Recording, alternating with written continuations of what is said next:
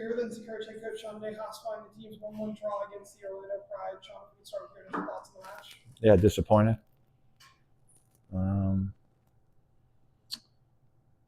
Yeah, I mean, we can't. It wasn't our best performance by any stretch, at least on the attacking side. I thought we defended brilliantly. I thought Macy and KK were unbelievable tonight. But we can't concede like that, to be quite honest.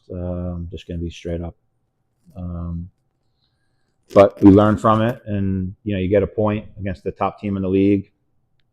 As I said to the group after the game, we had 3 or 4 chances in the first half that we probably need to put away, and at least 2 of them, and that changes the game, and we didn't, and that's just inexperience. That's whatever it is. But there's not much. You shouldn't drop your head when you tie the top of the table team, but when you're at home and you have them on the ropes in the last little bit, you got to see the game out, and yeah, it's a bit disappointing. Tonight was the 4th largest regular season attendance in club history. The support this year from fans has been just record levels across the board. What does it mean to have that support week in and week out this season? It's the same thing I answer every single time that question's asked. I mean, I don't know how many times I have to say it. It's fantastic. It's tremendous. It's what we need. And again, when we have people like that, the fans in the stands, then you need to make them cheer and make them want to come back and entertain them. And I feel like it was an entertaining game overall. But yeah, it's our job to make sure that they keep coming back. But it's great that we're asking this question every single week, because that means it's good. But I'm going to answer the same time every week. So. Questions, Frank? To talk about the first half where you guys were really on the offensive side. Like you said, you weren't able to finish on a couple of opportunities, but you had Orlando on the ropes in the first half. I thought we were poor in the first half. I thought they had us on the ropes. They had us pinned back. The couple of chances we created, we had them on the ropes. When we connected a few passes, they were just so aggressive in the spaces that they were stepping into that it made it really difficult for us to even get a rhythm. Look, they're a well-built roster with experience. They're champs. They're athletic. They're aggressive in their actions. We just lacked the movement behind to keep them pinned back. And when Monaco was dropping in to get it, it just became difficult because Kylie was just dropping in with her, and it was just making it really tough for Monaco. And because we weren't stretching behind, it made that a little bit more difficult. But yeah, we had them on the ropes a couple of times when we were able to establish some type of rhythm and possession, but we didn't sustain that enough for us to be able to do it over a long period of time. So yeah, it's again, but when you get 1 or 2 chances, you have to make the most of them, and we didn't. And it's a good goal we scored, but we, again, when you get these chances against top teams, you gotta bury them. Fortunately, Casey Murphy made a big save at the end of the first half. Otherwise, Orlando may have scored on that goal. I think anytime a shot goes in on the pipes, it's a chance of it going in, right? So, yeah, Casey's, look, at the end of the day, it was a moment.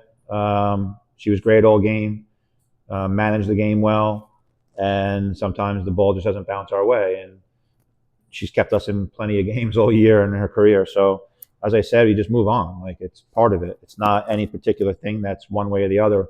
We had chances on one side. They had a couple of chances on the other side. I thought we defended brilliantly. And that's a good sign, right? So, because we had to suffer.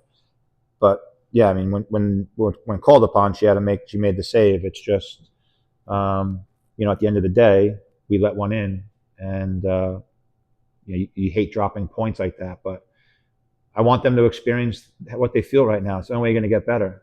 You have to experience these things. You can't expect every time teams come here, they're going to give us.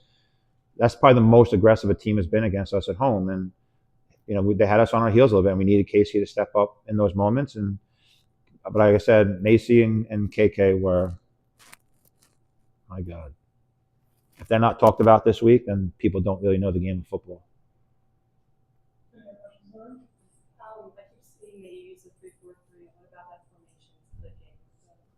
Yeah, it didn't really click today. It just puts our players in the best spots for themselves, right? It puts our players in the best pockets. It gives us width, but when they matched us up, which we weren't expecting, and their athleticism, it made it really difficult. I mean, they have an immense amount of pace.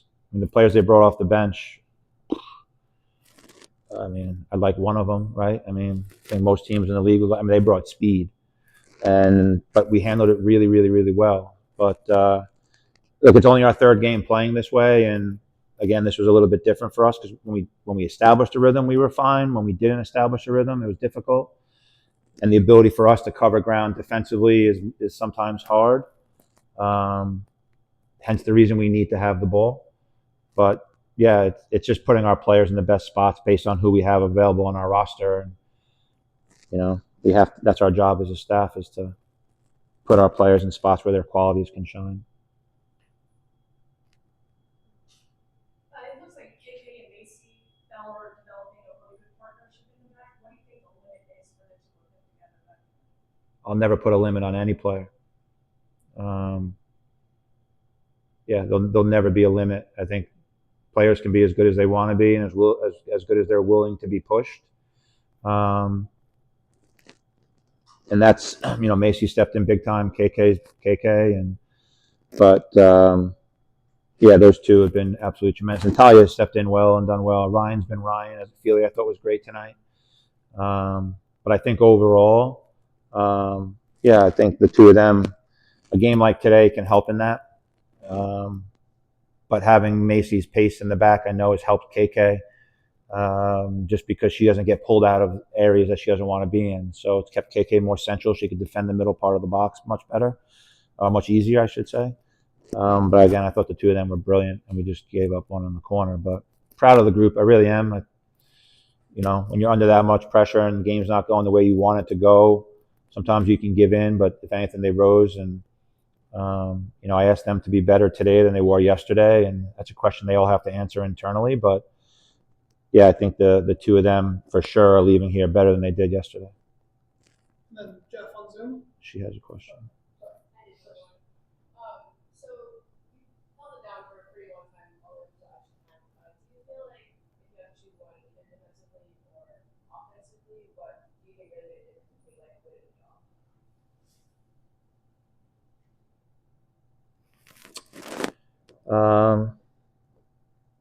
I wouldn't put it in one particular moment. I think our ability to connect passes when we first win it. You know, I think it's so when you win possession and you've been defending, you have to be able to connect the first couple of passes so you can sort of sustain and catch your breath. And we didn't do that in many moments. That kept us on edge a little bit.